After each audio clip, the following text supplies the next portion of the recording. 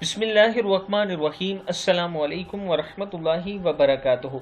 आबिद राजा channel की तरफ से आज मैं अपने दोस्तों को रसूलुल्लाह सल्लल्लाहु अलैहि व आलिहि वसल्लम का एक बहुत ही प्यारा फरमान बताऊंगा।